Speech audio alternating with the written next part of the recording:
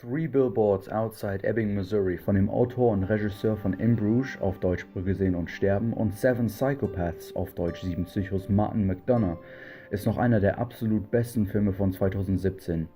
Der Film handelt von der Mutter Mildred Hayes, gespielt von Oscar-Gewinnerin Frances McDormand, die nach der Vergewaltigung und dem Mord an ihrer Tochter 3 Werbetafeln außerhalb der Stadt von Ebbing in Missouri aufstellt, um die lokale Polizeibehörde wegen ihrer lausigen Arbeit, den Täter zu finden, zu kritisieren.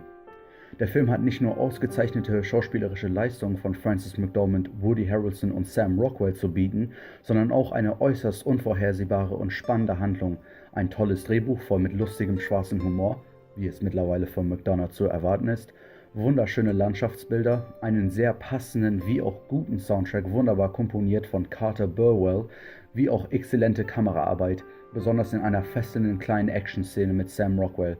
Und zudem noch eine perfekte Laufzeit, wie auch unserer Meinung nach ein perfektes Ende. Three Billboards ist deutlich ein Film über Wut und wie wir Menschen in bestimmten Situationen damit umgehen. Und durch das fantastische Skript schafft es McDonagh mit Hilfe seiner talentierten Darsteller, diese Geschichte zu erzählen. Abgesehen von der Leistung von Lucas Hedges, der den Sohn von Frances McDormand im Film spielt, sind alle Schauspieler in Bestform, besonders Sam Rockwell, der in der vorher genannten Action-Szene so gut wie nur einen Satz Dialog hat und trotzdem unter anderem durch seine Körperhaltung mächtig überzeugen kann. McDormand ist auch nicht zu unterschätzen, sie spielt ihre vielschichtige Rolle verdammt gut und zeigt uns, dass eine wirklich starke Frau auch zerbrechlich sein kann und keine Superheldin sein muss, um mit so einer Lage zurechtzukommen. Harrelson verkörpert die Figur von Willoughby auch wie erwartet sehr gut, er gibt der Rolle viel Charisma und bleibt in jeder Szene ein Highlight. Das Skript ist jedoch nicht hundertprozentig perfekt, der Dialog zu Hedges Charakter ist auf keinen Fall so stark wie der zu McDormands, Harrisons oder Rockwells. Dies wäre natürlich nicht von Bedeutung, wenn er nicht so viel im Film auftauchen würde, jedoch kann man sagen, dass er ziemlich viel Screentime hat und gegenüber den anderen tollen Nebendarstellern wie John Hawkes und Peter Dinklage nicht wirklich überzeugend wirkt. Der Film ist trotz dieser Kleinigkeiten ein großer Triumph, da McDonagh das Beste aus seinen Schauspielern herausholt und noch ein tolles Skript auf Lager hat. Der Film sieht zudem wunderschön aus und zeichnet sich durch seine tolle Atmosphäre aus.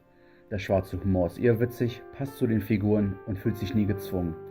Zu denken, dass so ein politisch nicht korrektes Stück wie Three Billboards weltweit gelobt und bei den Golden Globes wie auch bei den Oscars akzeptiert wird, ist ziemlich einzigartig und in einer Zeit, in der unter anderem nur Fortsetzungen und Superheldenfilme in den Kinos kommen, die für den Zuschauer nicht ziemlich provokant sind, keine Risiken eingehen und auf keinen Fall beleidigend sein wollen und so ein origineller Film wie Three Billboards noch Erfolg haben kann, gibt uns Hoffnung, dass würdige Mainstream-Filme mit den ganzen Remakes, Sequels und so weiter noch mithalten können.